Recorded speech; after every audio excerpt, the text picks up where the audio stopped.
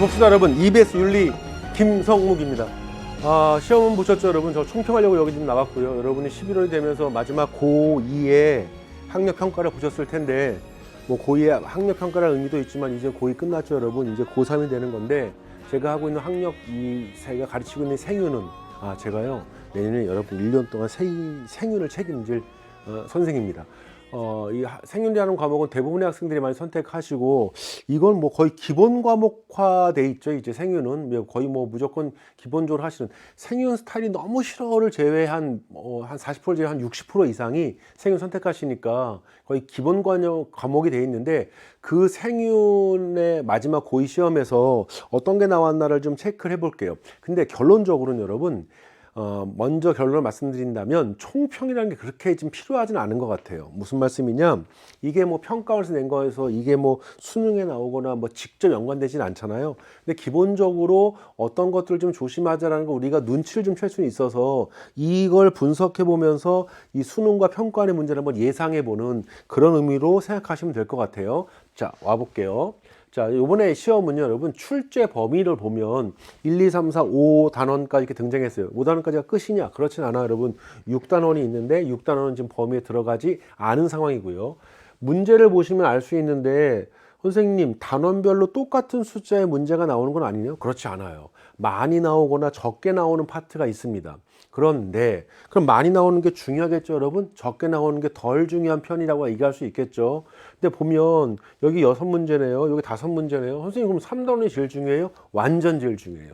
여러분이 생윤을 공부할 때 3단원을 정복하면은 생윤이 좀 편해집니다. 그래서 3단원에 주목하셔야 되고요. 거기 등장하는 여기 사회정의 이론 중에 분배정의와 법적정의, 시민불복종, 국가이론 이런 것들, 직업윤리까지 사회와 윤리라고 하는 파트거든요.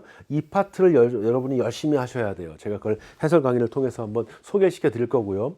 선생님 그러면 5단원이 제일 중요한가요? 그렇진 않아요 여러분. 이게 이번 고2 시험은 5단원이 5문제나 나왔는데 5단원은 약간 독해 문제거든. 그래서 공부를 하지 않아도 약간 독해를 잘하면 풀 수 있거든. 약간 국어의 비문학 같은 느낌이야. 근데 그걸 많이 내주신 건 여러분들이 공부를 많이 안 했을 수 있기 때문에 어떤 독해 능력을 통해서 한번 문제를 풀어보세요 라는 의미로 5문제 내주신 것 같고요. 실제 수능 문제에서는 여기서 2-3문제 정도가 등장합니다. 전체적으로는 그런데요. 여기서 제가 강조드리고 싶은 건 3단원 완전 중요하다는 거예요. 3단원. 자, 두 번째. 그러면 전체적으로 이 생윤과 관련된 이제 공부를 우리가 해야 되는데 지금까지의 본 시험, 요번에 학력평까지도 중요하지만 이 이후로 이제 우리가 쭉 생윤을 어떻게 공부할 거냐인데요. 제가 추구하는 이 생윤 과목의 어떤 목표는요.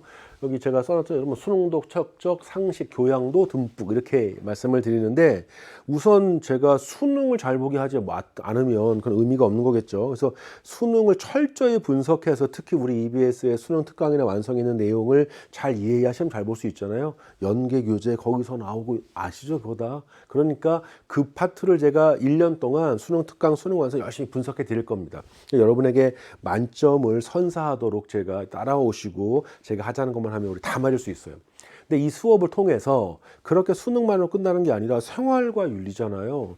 얼마나 많은 여러 가지 문제들이 요즘 많아요, 여러분. 근데 뭐 그거 관련해서 이제 대학교 가시면 뭐 교양을 배우고 상식을 배우고 이러면서 이제 뭔가 좀 사회인이 돼 가시는 건데 제가 거기서 배울 아니면 평생 필요할 수 있는 여러 가지 상식이나 교양, 동서양의 철학, 요즘의 현대 윤리학 이런 것들을 다 설명드려서 현실과 좀 연결시켜서 여러 가지 문제를 한번 설명해 보려고 해요.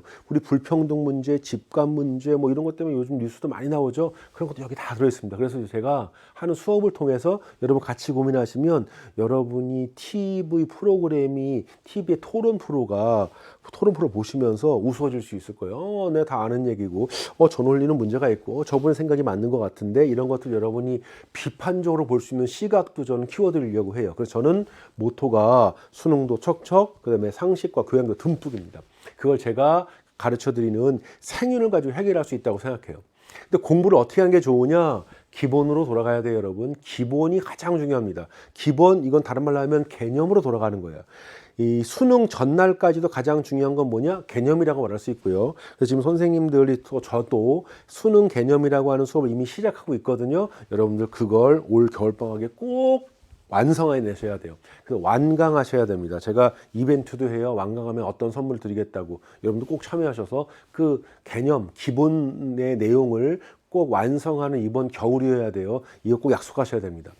이번 시험 문제를 조금만 분석해 보면 4번, 6번, 14번, 16번 정도가 포인트가 될 수 있는데요. 여기 제목을 제가 써놨죠. 시민불복종, 사회정의론, 환경윤리, 법적정의 이런 것들이 중요합니다.